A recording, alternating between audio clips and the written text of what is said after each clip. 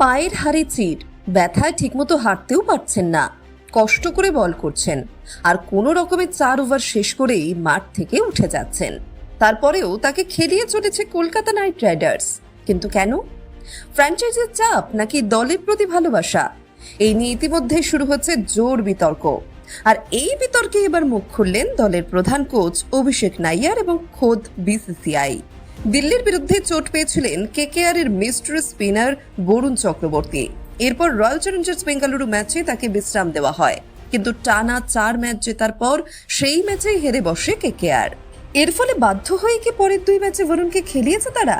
কারণ ওই 2টি ম্যাচেই কিন্তু কেকেআর জিতেছে। আর এরপর থেকে প্রশ্ন উঠছে, একজন চোট পাওয়া খেলোয়াড়কে নিয়ে কেন ঝুঁকি নিচ্ছে দল? এই বিষয়ে মুখ খুলেছেন ভারতীয় ক্রিকেট বোর্ডের সচিব দেবজিৎ শইকিয়া।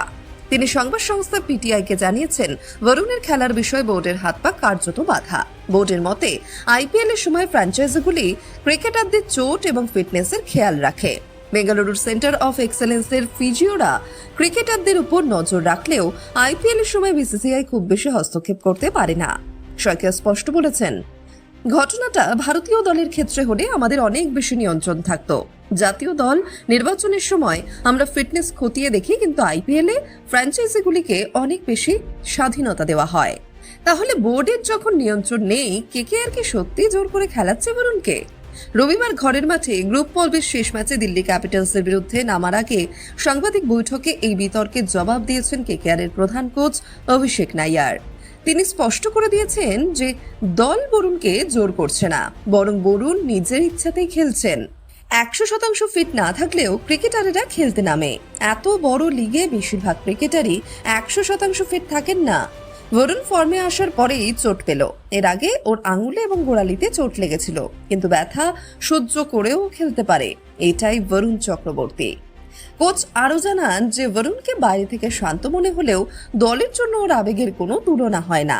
চোট নিয়ে খেলা কতটা কঠিন সেটা টিম ম্যানেজমেন্ট জানে, কিন্তু বরুণ নিজেই এই পরিস্থিতিতে খেলতে চেয়েছেন। দলের প্রতি তার ভালোবাসা এতটাই বেশি যে তিনি নিজের চোটের কথাও ভাবছেন না। বরুণ চক্রবর্তীর এই আত্মত্যাগ ও দলের প্রতি তার এই আবেগকে আপনি কিভাবে দেখছেন?